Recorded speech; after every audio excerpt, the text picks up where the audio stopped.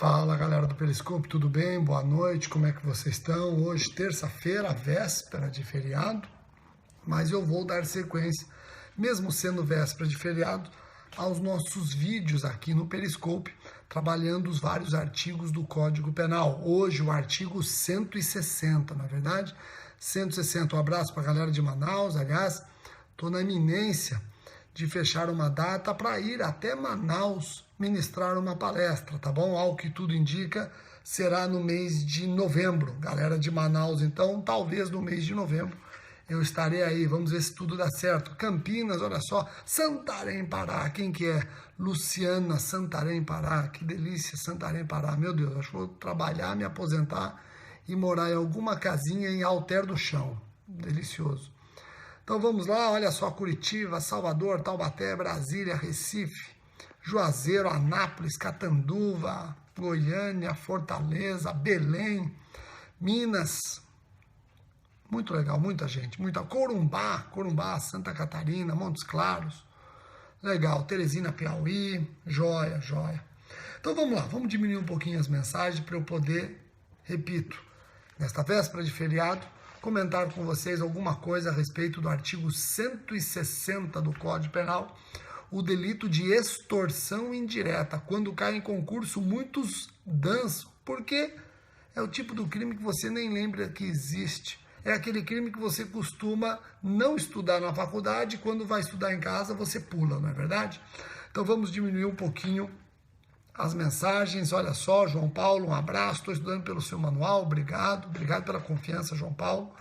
Vamos diminuindo as mensagens, isso, João Pessoa, vamos diminuindo, joia. Então vamos lá, diminuam, olha só, o artigo 160 do Código Penal pune, como eu disse, a extorsão indireta. Olha só o crime, o tipo penal.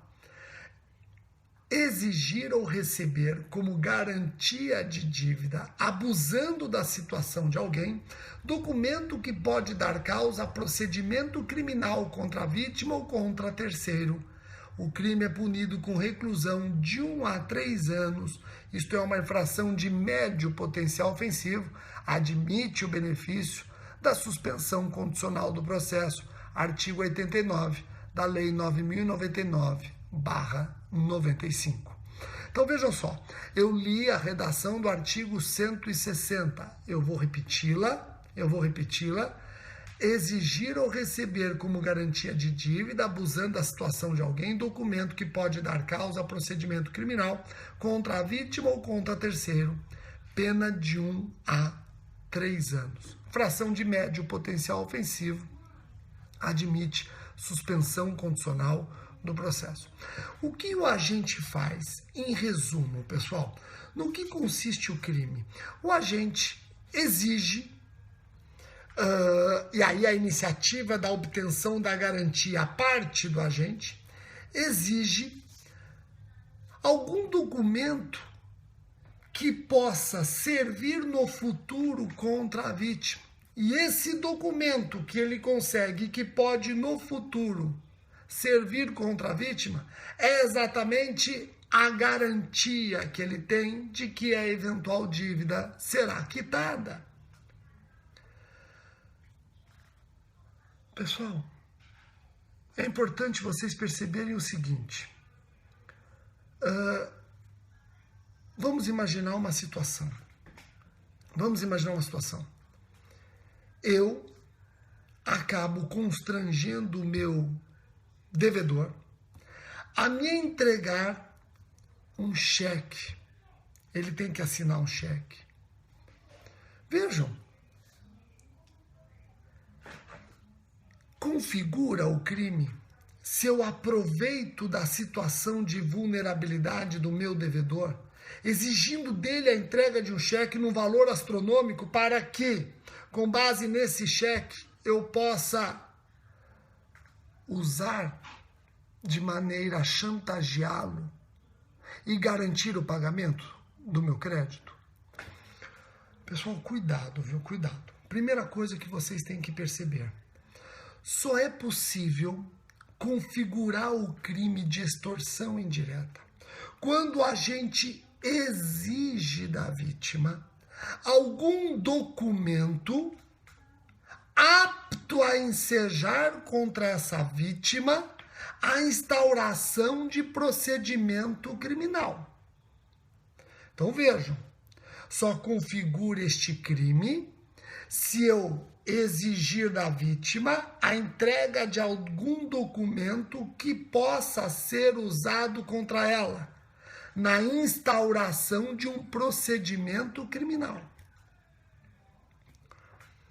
Se eu exijo da vítima a entrega de um cheque num valor astronômico, que a vítima sabe que não tem fundos, e eu também, mas aquele valor é o que eu vou usar para assustá-la, ou você me paga ou eu vou depositar esse cheque, não configura extorsão indireta, porque a vítima entregou o cheque sem fundos, obrigada pelo agente, e o agente não foi enganado, ele sabia que o cheque não tinha fundos. Jamais esse cheque terá o condão do quê?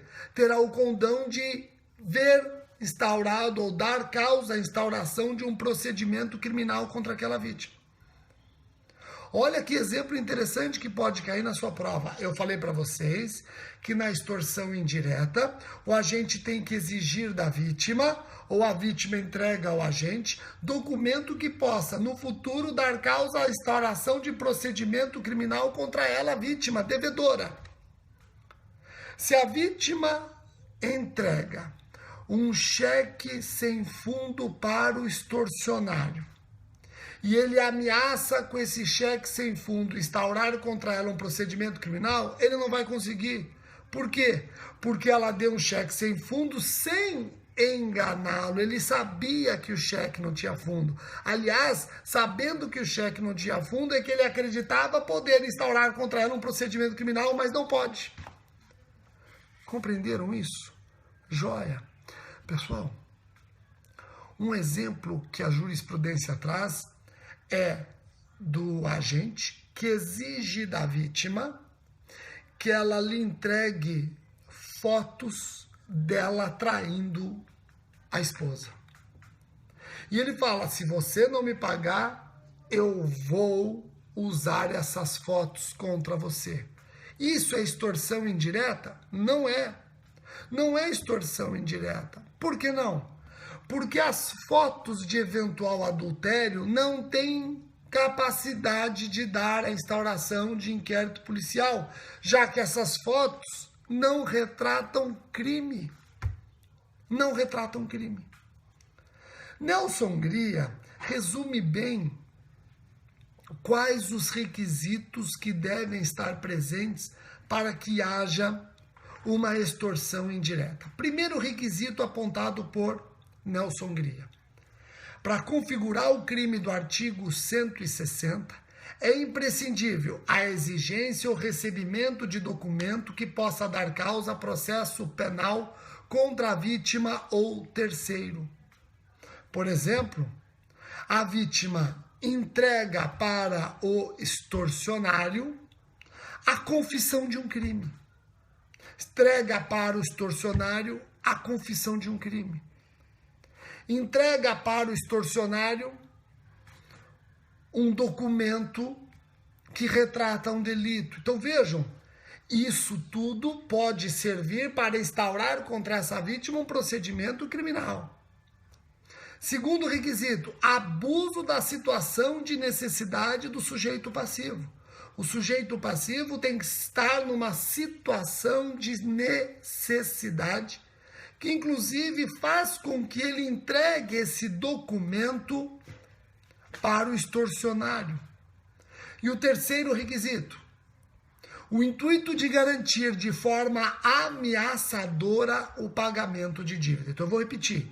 De acordo com Nelson Hungria, para configurar o crime do artigo 160, eu preciso a exigência ou recebimento de documento que possa dar causa a processo penal contra a vítima ou terceiro. B. Abuso da situação de necessidade do sujeito passivo. C. O intuito de garantir de forma ameaçadora o pagamento de dívida. Pessoal, compreenderam os requisitos básicos do crime do artigo 160? Agora, cuidado. Não vão ficar pensando que este crime só se consuma quando o extorsionário dá causa à instauração de um procedimento criminal contra a vítima. Não, não.